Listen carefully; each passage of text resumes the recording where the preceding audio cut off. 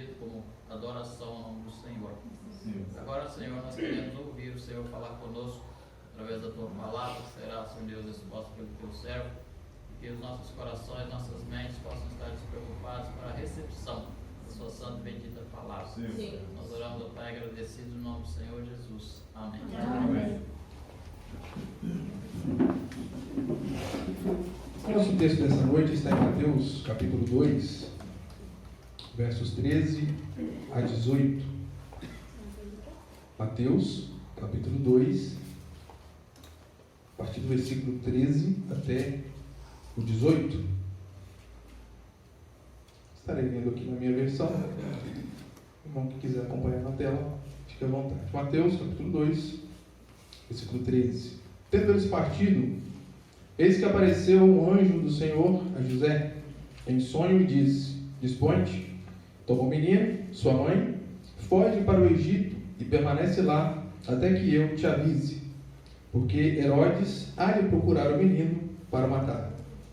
Dispondo-se ele, tomou de noite o menino e sua mãe e partiu para o Egito, e lá ficou até a morte de Herodes,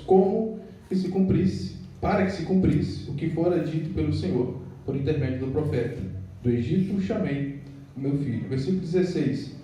Vendo-se iludido pelos magos, enfureceu-se Herodes grandemente, e mandou matar todos os meninos de Belém e de todos os seus arredores, de 2 anos para baixo, conforme o tempo do qual, com precisão, se informaram dos magos.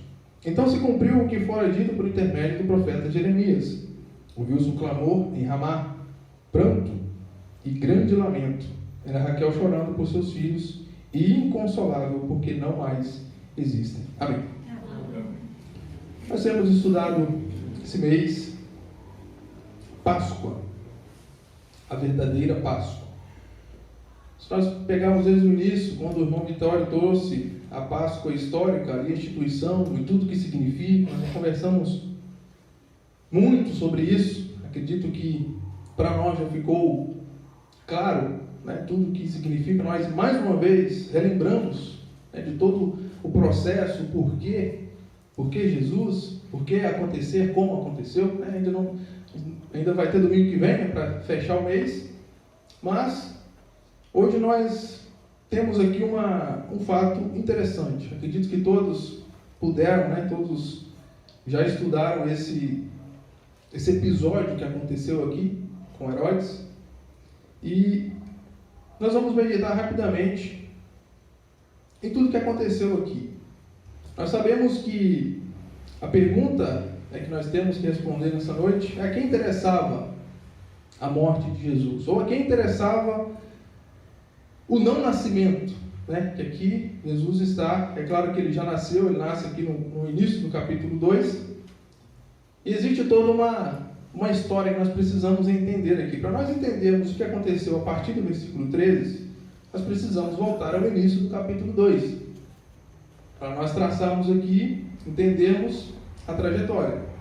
No versículo 1 do capítulo 2, Jesus nasce. Tendo Jesus nascido em Belém da Judéia, em dias do rei Herodes, eis que vieram magos do Oriente a Jerusalém. Então, Jesus nasce.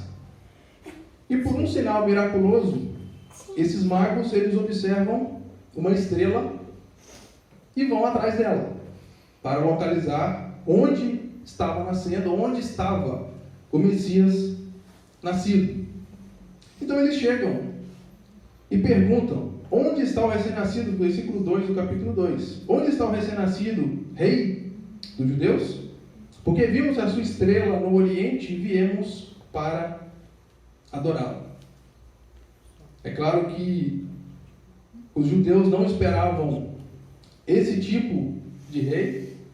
Os judeus queriam um rei nascido em berço esplêndido, em berço de ouro, para ser o libertador deles, do próprio Herodes. E esse era o medo dele, nós vamos entender aqui.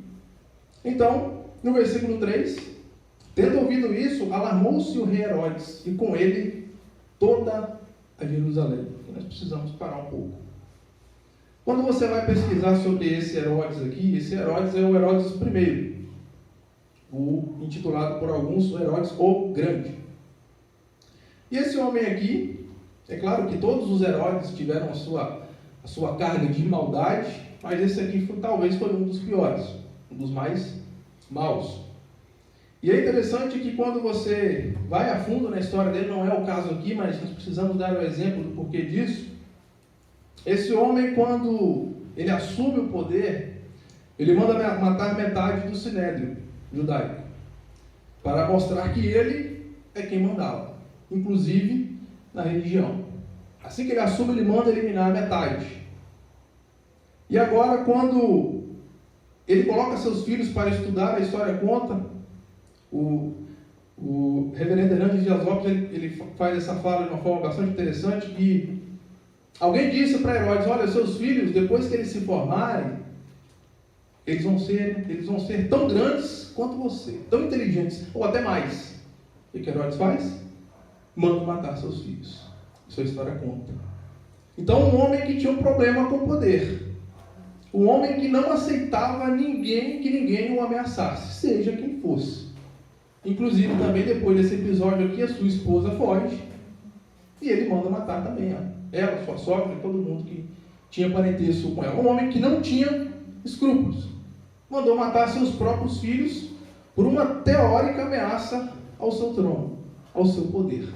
Então esses magos chegam aqui e falam: olha, nós viemos atrás de uma estrela porque o rei dos judeus nasceu. Imagina a fúria desse homem. Imagina com que ímpeto. E quando fala aqui que toda a Jerusalém alarmou-se junto com o rei, com medo dele.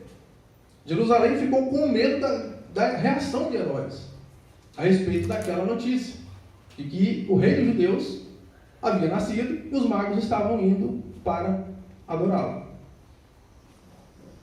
Então, versículo 4: convocando todos os principais sacerdotes e escribas do povo, indagava deles onde o Cristo deveria nascer. Herodes ficou maluco. Herodes queria saber onde Jesus nascera. É interessante que quando nós paramos para entender a pergunta que nos foi proposta, a quem interessava, o principal interessado no fracasso, do plano de Deus com Jesus é Satanás. Sempre foi e continua sendo. O principal interessado nesse fracasso, na interrupção desse plano, era ele e continua sendo. E com isso ele coloca aqui todos os seus aliados. Quem ele pôde usar contra para tentar atrapalhar, ele colocou. Então Herodes, ele chamou todo mundo: olha, vocês precisam me dar a localização. Aonde que essa criança nasceu?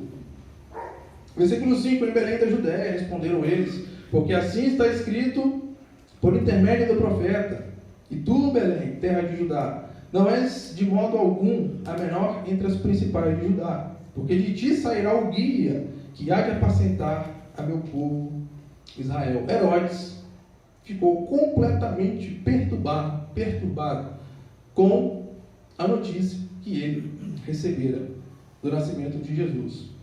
Versículo 7: com isto, Herodes, tendo chamado secretamente os magos, inquiriu deles com precisão quanto ao tempo em que a estrela aparecera.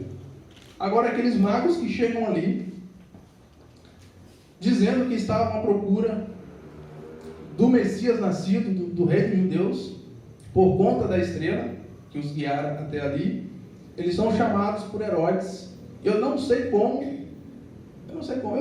né? Foi por Deus que esses magos não foram mortos aqui por esse homem maluco. Mas eles não serviam para ele mortos aqui nesse momento, porque ele queria deles a informação. E olha bem o que acontece aqui, ó.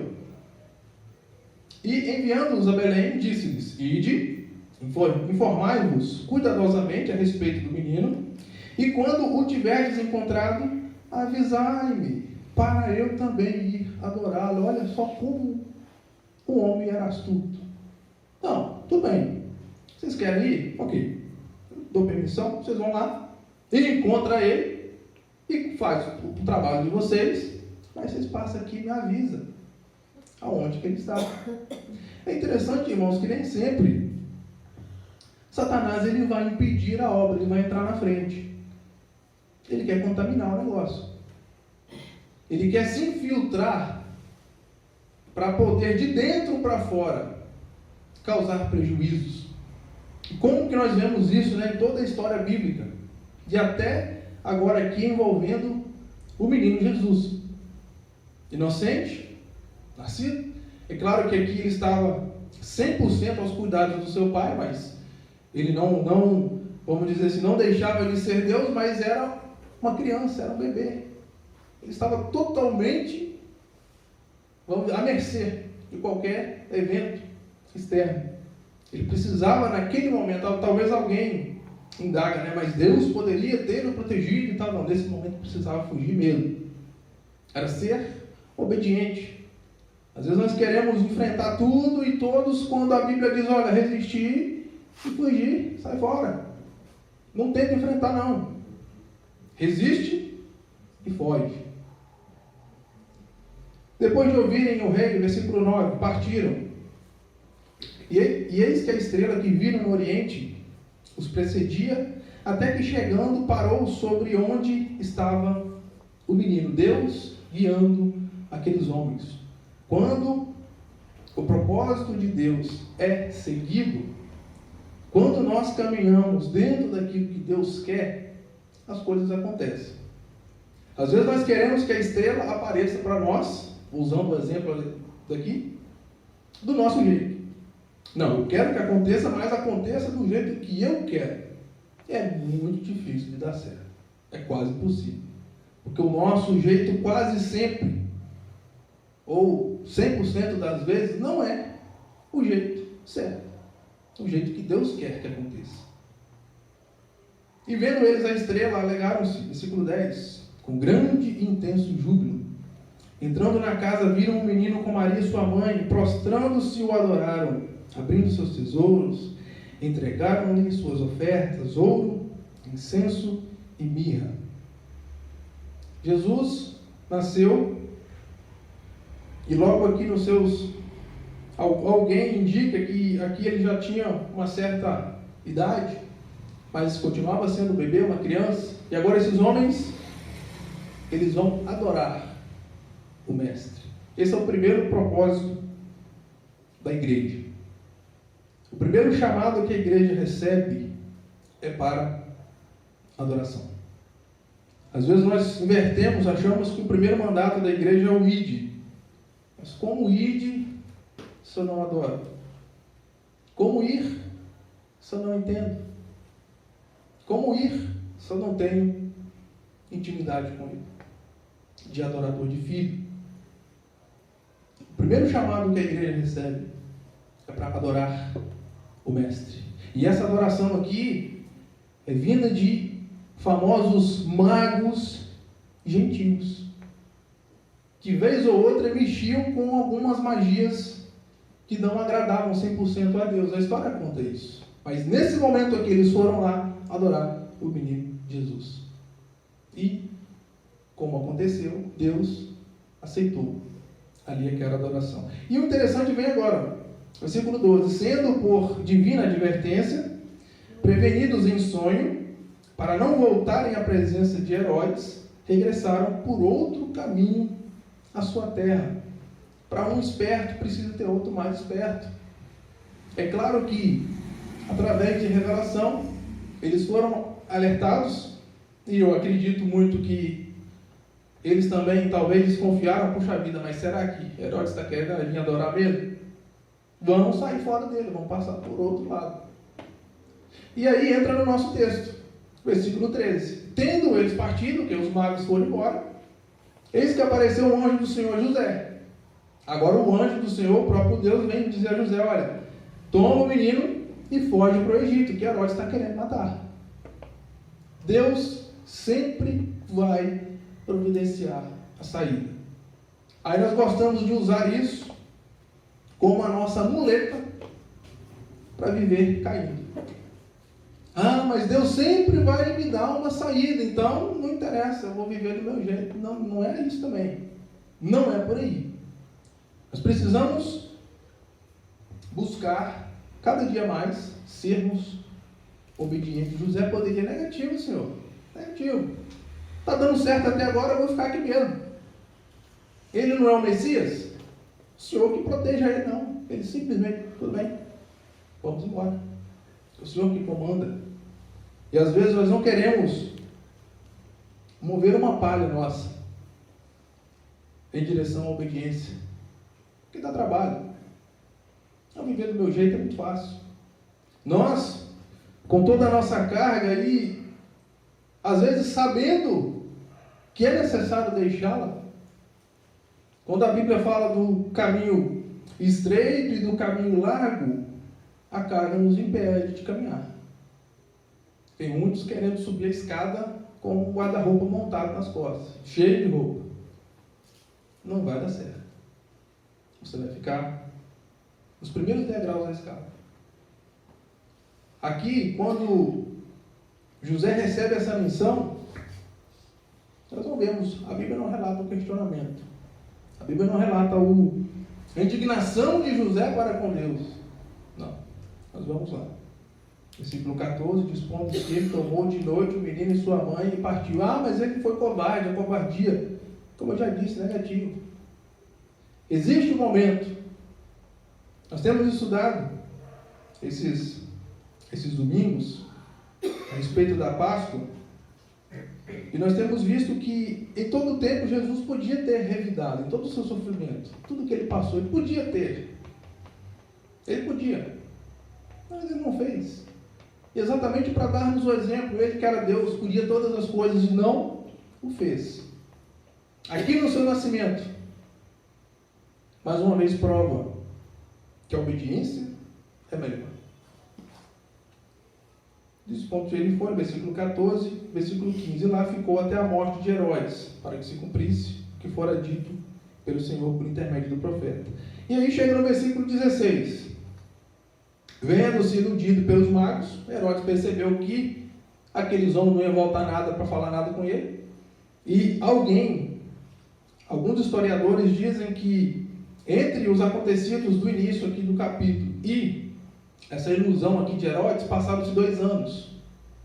Não sei. Mas, passou-se aqui um determinado tempo, Herodes percebeu que a notícia não ia chegar para ele. E agora o que ele faz? Enfureceu-se grandemente e mandou matar todos os meninos de Belém e de todos os seus arredores de 2 anos para baixo, conforme o tempo do qual, com precisão, se informaram dos magos. 2 anos, porque já tinham se passado 2 anos do nascimento de Jesus. Assim, alguns interpretam isso aqui. Alguns historiadores também contam, e a própria minha Bíblia ela traz a explicação aqui, de que não foram muitos os mortos ali naquela situação. Talvez passou-se de 20 e poucas crianças mortas ali. Mas parece que é pouco, né? Uma vida ceifada de uma forma tão cruel, de uma forma tão leviana, por um homem completamente psicopata pelo poder, deve nos indignar. Às vezes nós olhamos, nós somos acostumados com números, né? A televisão ela nos torna insensíveis com os números. 60 mil homicídios por ano. O que é 60 mil? Você para pensar, 60 mil pessoas mortas. Para pensar nos números. Nós nos tornamos essenciais, não, 20 pessoas, não é nada, 20 crianças é uma família inteira, grande. É uma família inteira, ou 2 ou mais, as famílias nossas hoje, né? Família de 2, imagina, 10 famílias mortos, família de 2, as nossas famílias atualmente. Mas, esse homem, de forma tão cruel, de forma tão leviana, mata essas crianças, mas Jesus, no versículo 17 aqui, ele fala que cumpriu a matança. Se eu não me engano, foi dado o nome a esse evento aqui da morte dos santos inocentes. Eles criam história para tudo. Mas o que fica para nós de lição, irmãos, de tudo isso aqui, é que Deus escolheu um caminho complicado para que seu filho viesse ao mundo. Um caminho que ele devia trilhar, provando à humanidade o seu valor, desde o seu nascimento. Se Jesus tivesse nascido e nada tivesse acontecido, nenhum tipo de perseguição, ele fosse recebido pelos religiosos, aceitado a sua nova teologia e tudo mais, fosse tudo bonito, talvez ninguém daria valor ao seu sacrifício no final. Talvez hoje nós estivéssemos falando aqui de um super-herói. Chegou no final e morreu. Mas não. Nós estamos falando de alguém que veio como homem, Deus, homem, que vem de uma forma humilde, simples, perseguido desde o seu nascimento, não teve em nenhum momento paz, se ausentou por longos anos na sua história, ficou um tempo sumido, vamos dizer assim, depois reaparece, para assim dar início, ser batizado, quase 30 anos, com 30 anos, e dar início ao seu curto ministério, mas alguém que prova o seu valor. Alguém que muitos ainda até hoje querem dizer que foi apenas um grande apóstolo, um grande homem, não tinha nada de Deus, foi só um homem que ficou famoso, que falava bonito, mas que nós cremos que esse homem também era Deus, que veio da parte de Deus, e que nele toda a lei se cumpriu, e agora nós temos livre acesso àquilo que antes apenas o sumo sacerdote, como já foi dito aqui, podia entrar lá e oferecer sacrifício em lugar de nós, por nós, oferecer aquele sangue ali. Agora ele, com o seu próprio sangue, ele nos dá o acesso a Deus. Ele é o elo. A banda Novo Som canta a música que diz que ele é o elo que nos liga de volta a Deus. Aquela ligação que foi perdida lá no Éden com o pecado, com a desobediência, ela retorna agora com Jesus. A quem interessava a morte de Jesus? A Satanás e a todos os seus servos, porque eles não querem a verdade. Satanás conhece, ele sabe inclusive que o seu destino já está escrito, já está traçado. Deus, ele está aqui conosco, mas ele já está também no futuro, ele já está lá no fim. Para Deus, o Apocalipse já está cumprido. Deus já está lá no fim. O tempo, passado, agora e o futuro, para ele, está tudo na palma da mão dele. Ele não tem tempo com ele. Para nós, existe uma linha que segue e não volta mais. Para ele, não existe linha. Ele é o tempo. E que nós, irmãos, como igreja, possamos entender e recordarmos tudo isso que esse Jesus homem sofreu em nosso lugar. Só ele poderia. Só ele. Infelizmente, muitos colocam outras pessoas à frente ou até mesmo ao lado de Jesus como auxiliador dele e tudo mais, mas não existe. Apenas Jesus poderia fazer o sacrifício perfeito. Hebreus é fantástico quando descreve isso. Aquilo que antes era momentâneo, era temporário, agora não. Agora foi feito de uma vez por todas. Basta-nos aceitar. Basta-nos acreditar. Ontem nós ouvimos uma mensagem que dizia que céu ou inferno é o que há. O mundo é uma coisa interessante que ele disse que às vezes nós não paramos para pensar. Às vezes nós falamos que esse mundo vai acabar só para a igreja. O mundo vai acabar para todo mundo. Todos um dia vão se ver fora daqui. Todos. Talvez você encontrará o seu destino eterno antes dos demais, através da morte. Ou encontrará Cristo, ou encontrará a condenação. Mas todos nós um dia nos veremos fora deste mundo. Qual é o seu destino? Qual é o meu destino? Qual é o nosso destino? Céu ou o inferno é o que há. Não aceite outro caminho, não aceite o meio termo, não aceite, nós vamos passar um período em algum lugar e depois vamos para outro. Não aceite uma terceira via. Existe céu e inferno, a escolha é minha. O sacrifício já foi feito. O sacrifício não é mais necessário. Você precisa aceitar. Você precisa acreditar. O menino nasceu, sofreu de todas as formas. Inclusive essa perseguição aqui. Cumpriu o seu propósito e morreu por nós. O que nós temos feito com esse sacrifício? Se você não aceitar, se você, mais uma vez, ouvindo isso, sair daqui sem fazer esse concerto com Deus, para você, todo esse trabalho de Jesus foi em vão. Foi para você. Para mim não, porque Ele já me salvou. Para muitos aqui não foi em vão, não foi inútil. Foi a nossa salvação. Mas talvez para você, tudo que Ele fez foi em vão. Que você não torne o sacrifício de Cristo inútil para você. Aceite-o e não fique tentando ou querendo entender tudo antes de aceitar. Aceite, se entregue.